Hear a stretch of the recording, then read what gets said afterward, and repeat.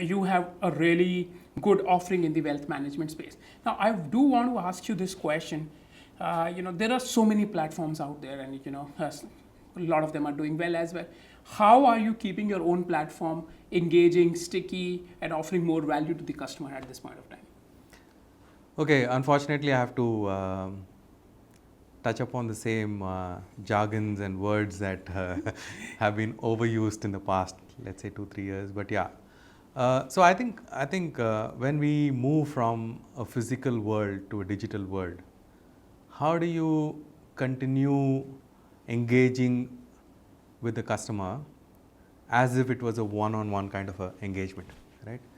So, so in the physical world, it's very easy to do that one-on-one engagement because it's a two-way street.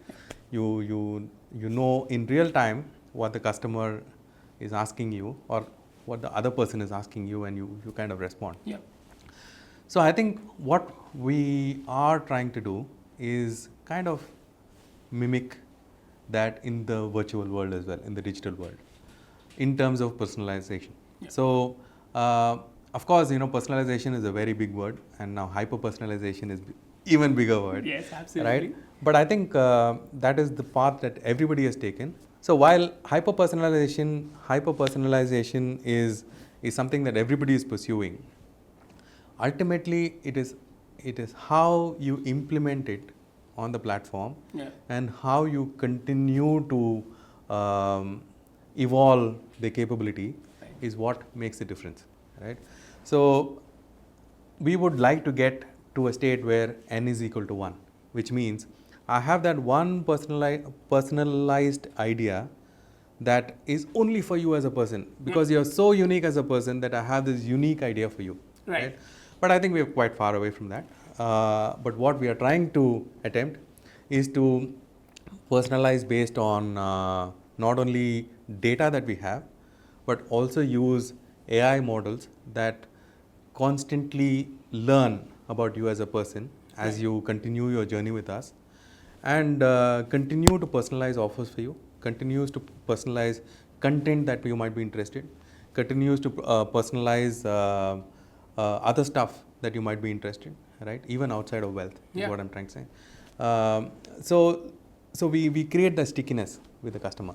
So the customer knows that, here is a bank that understands me as a person, that understands me as an individual, can relate to my needs, my goals, and give me something that is interesting to me. More than interesting, it's valuable to me, right? So I think we've started on the journey. Yeah. Obviously, it takes some time for us to kind of get it to a stage where it really starts to impact, right, customers. So we hope that we will be able to build that stickiness through that engagement. So one is to build that engagement, right? Right. The other one is, once the customer is interested, right, how do you then get the customer from point A to point B in a very frictionless manner, right? So your journeys are important, the UI UX is important, Yeah.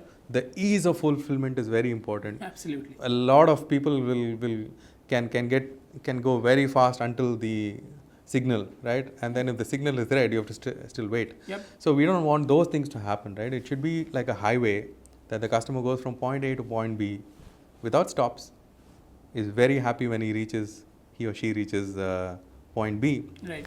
And even after point B, he or she knows that that is not the end point, because the world is changing, and we constantly keep the customer informed of how the world around the customer is changing. Yes. And then we constantly keep nudging the customer into things that the customer could do in order to better their financial positions. Yeah. No, absolutely.